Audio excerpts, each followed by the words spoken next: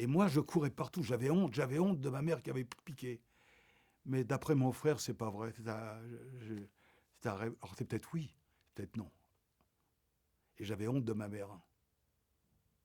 Et pourtant, elle crevait de faim. Je peux vous dire qu'elle est morte d'œdème, elle. À mon avis, comme elle travaillait à la cantine, je me souviens qu'elle nous ramenait des petits trucs. Vous savez. Le camp, on mourait de faim. Pas de travail, mais de faim. Je le redis parce que toujours, c'est spécial, ce camp-là. Il y avait peut-être 20 000 personnes au départ, et à la fin, en 44-45, ça venait de tous les côtés, d'Auschwitz, de tous les camps, et on s'est retrouvé avec des 60 000 et 100 000 personnes là-bas. Et les cantines ne suffisaient plus à produire. Ça fait qu'on crevait de faim. Et cet afflux de personnes qui arrivent pendant l'hiver, c'est quelque chose que vous avez appris plus tard ou Ah là oui, vous non, vous non, en non, on l'a appris rappelez? là-bas. Non, non, on l'a appris là-bas. Surtout que c'était l'hiver. Moi, je suis arrivé en avril. J'ai été libéré en mai. On a passé l'hiver. Et l'hiver là-haut, Bergen, c'est au nord. Ah non, je me souviens. Je me souviens. Puis on avait la dysenterie, la dysenterie. Les camps, la terre, c'était de la boue. On marchait dans la boue, on marchait dans la merde. Et il n'y avait pas de médicaments, il n'y avait rien. Les toilettes, vous savez comment que c'était. C'était euh, c'était une baraque, et puis il y avait une marche, et il y avait des trous. Et bon, hommes, femmes, n'importe quoi, enfants, tout le monde allait là. Mais on n'y allait même plus, puisqu'on faisait par terre. Il y a des photos, ça, on ne peut pas mentir. Et je vous ai posé la question déjà pour Drancy, mais qu'est-ce qu'un enfant de votre âge fait pendant ces journées, pendant ces mois qui se Ou à succèdent Drancy. à Oui, Bergen-Belsen? parce qu'à Drancy, c'est pareil. Il y avait du théâtre, il y avait une école, on nous apprenait. Il y avait du théâtre, je me rappelle, il y avait un homme très fort, il nous faisait monter dans une table, et avec ses dents, il nous arrivait à soulever. Samson, je crois qu'il s'appelait. Il soulevait la table. Alors donc, si vous voulez, pour les enfants, les adultes nous s'occupaient de nous. Donc c'est pour ça que je n'ai pas un souvenir mauvais, si vous voulez. Mais si vous demandiez à ma mère, elle pourrait vous dire autre chose. Malheureusement, elle n'est pas là. Mais à Bergen-Belsen, la même question en fait. Vos journées de quoi elles étaient faites? La journée, qu'est-ce qu'on faisait? On avait faim. Voilà. On était là, assis, à avoir faim. Faim, faim. On ne s'amusait pas, on avait faim. On ne mangeait pas. On mourait parce qu'on avait faim. Et rien n'était fait. Et les repas, vous savez ce que c'est? Une soupe de rutabaga. Et puis, bon, ça, je me souviens aussi. Au début, c'était le pain. C'était 2 centimètres. On coupait. Parce qu'il y avait un capot et il y avait un chef de baraque dans chaque baraque. Et il coupait. Alors, ce qu'on ne voulait pas, c'est être le premier, parce que au début, vous savez, c'est un peu, il y en a moins. C'est plus rond. Alors, on essayait de venir au troisième. Mais vous vous rendez compte, un petit bout de pain. Et à la fin, au début 45, il n'y avait plus de pain, il n'y avait plus rien de toute façon. Voilà. Et ces capots, ces chefs de baraque, vous les revoyez encore là? Oui, bon, bah c'est. Les chefs de baraque, c'est. Parce que, en fin de compte, même dans la baraque, il y avait les Polonais, les Juifs polonais, comme ma mère, qui parlaient le yiddish et qui ne parlaient pas français. Et ça, il y avait un groupe. Puis il y avait les gens plus évolués, des Juifs français, où leur mari, Christophe, que je parle, son père était lieutenant dans l'armée. Alors, il y avait le côté français et le côté yiddish, les poches yiddish polonais, voilà. Dans les baraques. Dans la baraque. Vous voulez dire les côtés, on ne se fréquentait pas vraiment ou c'est la barrière de la langue qui faisait qu'il y avait une séparation de fait? Il y avait une barrière. Il y avait une barrière. Et je le vois d'ailleurs dans les réunions d'associations, là. Il y a la barrière, il y a les, comment on dit, les franchouillards, et puis ceux qui connaissent l'anglais, l'allemand, et puis il y a les juifs polacs, voilà, qui ont une autre. Ouais. Même au camp, c'était pareil. Bon, ça aussi, j'ai un souvenir aussi. J'avais un juif polonais. euh, il y avait la mère, la fille et le fils. Le fils est rentré. La mère et la fille, ils n'ont pas pu tenir. Dès le départ, ils sont morts. Ils n'ont pas réussi à. Il fallait avoir du moral, il fallait quand même. Et eux, d'ailleurs, ceux qui étaient faibles, mouraient tout de suite là-bas. C'était dur, très dur. Et le capot, c'était des Polonais, vous savez, des repris de justice. Vraiment, et il y avait beaucoup de femmes nazies chefs, des, des- qui gardaient le camp, des femmes. Et vous étiez en contact avec les SS ou plutôt avec le capot? Les capots, non. Si, à part quand il y avait l'appel, ça vous êtes peut-être au courant, l'appel qui durait tous les jours, qui durait des 3 heures, en plein hiver, on tenait là, compter, il fallait compter ceux qui étaient debout à l'appel, et il fallait compter ceux qui étaient restés dans la baraque et ceux qui sont morts. Alors là, ils se trompaient d'un autre chiffre, et ça recommençait, il fallait que ça tombe pile. Et au bout de 2 3 heures, on rentrait.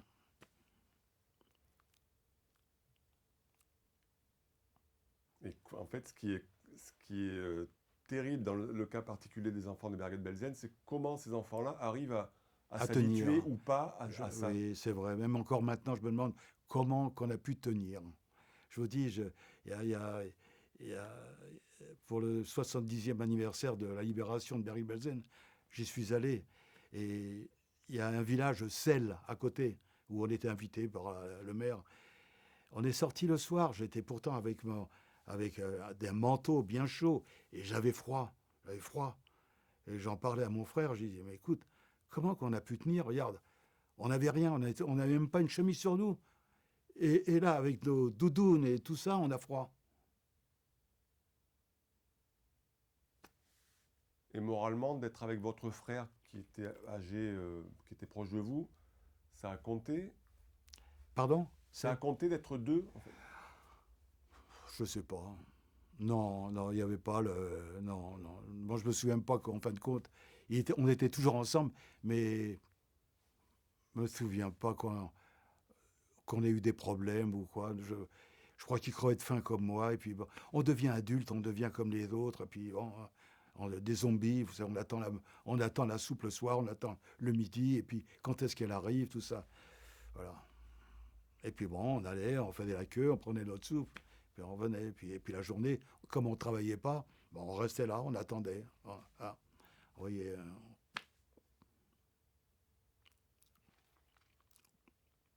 Et le plus dur, c'était la faim, comme vous l'avez dit, mais l'ennui aussi, non, en on réalisant. s'en fout de l'ennui. Non, la faim. L'ennui, on ne pense pas à ça, ni à ce qu'on avait avant, ni à ce qu'on aurait après. Non, c'est l'horreur, c'est fini. Je vous dis, bon, ben, même les morts qui sont là sur des tas, bon, ben, c'est comme ça. C'est la vie, on allait aux toilettes, on revenait, on mangeait, on s'asseyait, on attendait. Et le soir, on recouchait. Voilà. Le seul regret, c'est que j'en ai pas. Bon, c'est vrai qu'avec ma mère, je n'ai pas pu en parler, mais malheureusement, elle n'est pas venue. Donc, c'est pour ça que je ne sais pas tout. Et je ne me suis pas intéressé. Il fallait, quand on est revenu, vous savez, pupille de la nation, je vois ici, le moindre truc, on appelle un psychiatre, un psychologue. Nous, on n'a rien fait. Quand on est venu, on ne s'est pas occupé de nous. J'avais pas un pantalon, je me souviens, même pas de chaussettes. Je pliais les chaussettes pour pas qu'on voie le trou. On ne nous a pas aidés en venant. Et pourtant, la France, elle avait ses fonctionnaires, elle avait tout le monde. Mais elle n'a rien fait. Absolument rien fait. Et alors, vous étiez petit, mais est-ce que dans le camp, on savait quelle était l'évolution de la guerre, que l'Allemagne allait bientôt perdre? Non, rien du tout. Rien. Et pourtant, il y avait même des Russes là-bas, des prisonniers russes. Parce qu'on nous dit souvent, moi, j'ai toujours entendu, enfin, j'ai entendu des gens, mais pourquoi vous n'avez pas essayé de vous révolter? Moi, je leur dis, il y avait des soldats russes qui étaient là-bas. Si eux, ils ne se sont pas révoltés, c'est qu'il y a une raison. On nous a déshumanisés. Quand vous voyez que des chefs de camp, ils se levaient le matin, ils prenaient son fusil, il était à la chasse, il tirait des portées. 3, 4, 5, et après ils rentraient manger. Quand vous pensez que ceux qui nous gardaient, les SS, le soir avec leur petite famille, ils sortaient à la ville à côté, qui est à 5 kilomètres, manger dans un restaurant, alors que nous, on crevait. Dire que je leur en veux? Oui. Moi, j'ai 81 ans, je ne serai pas immortel. Jusqu'à ma mort, je leur en voudrais.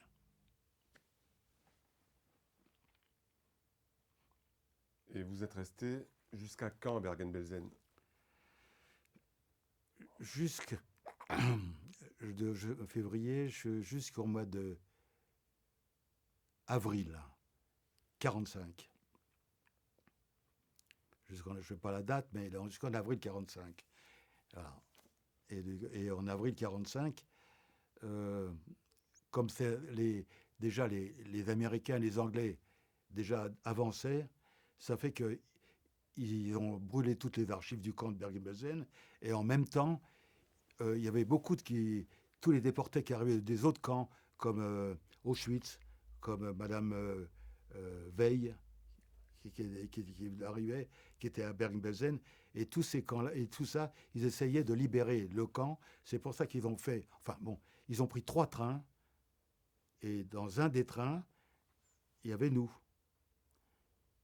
Et le problème, ma mère, il y avait du camp pour aller jusqu'au train, il y avait une dizaine de kilomètres. Je l'ai fait d'ailleurs pour le 70e anniversaire. Comment qu'on peut marcher? Ma mère, elle avait l'œdème, les jambes enflées.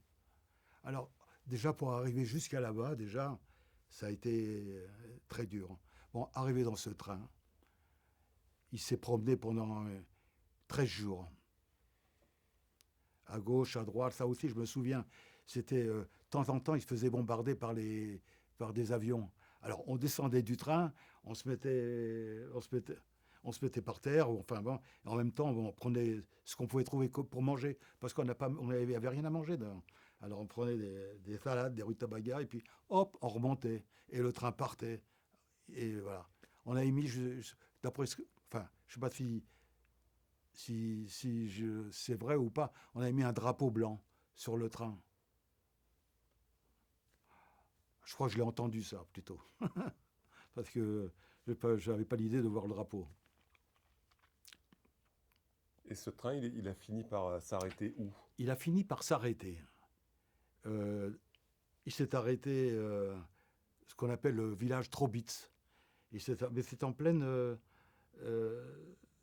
nature, en fin de compte. Ce train, j'y suis retourné quand j'étais à voir Bergen-Belsen. On est retourné à Trobitz. Parce en plus, ma mère est morte à Trobitz. Et j'ai attendu 60 ans, 70 ans, pour aller à Trobitz. Et en fin de compte, pendant ces 70 années, je ne savais pas où elle était morte. Et en fait, il y a son nom, à Trobitz, avec des centaines de morts. Et j'ai vu, Plasek, Ita, mort, tel jour. En fin de compte, je ne pensais pas qu'il y avait à l'époque, parce qu'au fond, en plus, on a attrapé le typhus à Trobitz. Donc, pour moi, c'est le vide. Et mon frère aussi, on a attrapé le typhus. Ça fait que ceux qui étaient en bonne santé sont rentrés, et nous, on est restés plus longtemps. Soignés par qui? Les Russes, enfin, parce que c'était des Mongols, hein, c'était un peu des sauvages. Hein. Et puis, bon, on est arrivé à Trobitz. C'est une dame, une déportée qui est montée, c'était une petite rue, elle est montée, et puis elle a rencontré des Russes. Et puis elle lui a dit, comme elle parlait polonais et russe, elle lui a dit, il y a un train de déportés là. Alors les Russes sont venus, bon, quand ils ont vu les problèmes, parce que là il a fallu vider, il y a eu des morts dans le train aussi. Et en fin de compte, il y a une selle en bas avec aussi tant de morts. Alors, on est monté au camp, on est monté au village, et là, les Russes nous ont dit, vous rentrez dans les maisons, et si quelqu'un vous ouvre pas, vous me l'amenez. Alors, vous savez, j'ai vu des pendus, c'est vrai, mais voilà, on est rentré. Et puis, alors, ce qui était mauvais, c'est qu'on avait tellement faim qu'on a mangé leur boîte, et c'était très mauvais pour nous, en fait. On aurait été libérés par les Anglais, par les Américains. Certainement, ma mère non plus. Elle aurait pu survivre. Ils n'avaient pas. Les Russes, je les comprends, ils sont arrivés, et quand ils ont vu les dégâts, ils n'étaient pas prêts pour. Ils étaient prêts pour combattre, pas pour soigner. Et votre typhus est déclaré alors que votre mère était déjà morte ou elle est morte pendant que vous étiez hospitalisé? Mais ça aussi, c'est un souvenir. C'est mon frère qui me raconte ça. Euh, on était dans une charrette, et puis quelqu'un a dit, ta mère est morte. C'est lui qui m'a dit ça. Et dans cette charrette, c'était peut-être pour aller pour le typhus, peut-être pour aller à l'hôpital. Pas. Alors, de ce jour-là, on m'a dit, ma mère est morte. Mais je ne savais pas où, je pensais qu'elle était dans un charnier, tout ça. Et ça m'a fait beaucoup plaisir de voir son nom. Bon, donc, je sais où elle est morte, si vous voulez, c'est dans un charnier. Ils ont mis des morts, tous ceux qui sont. Parce qu'il en mourait autant après, à la libération. On mourait, on mourait. On se demande d'ailleurs comment on est encore en vie. Donc tous les deux, vous avez eu le typhus. Vous Oui. avez été soignés sur place? Sur place. Hein. Comment, par qui, j'en sais rien. Quand on est allé voir Trobitz, le maire nous a reçus, tout ça, et enfin, un déporté m'a dit, tu vois, c'est ici qui était l'hôpital. Donc moi, je me souvenais plus de rien. Parce qu'avec le typhus, vous êtes tombé dans le coma ou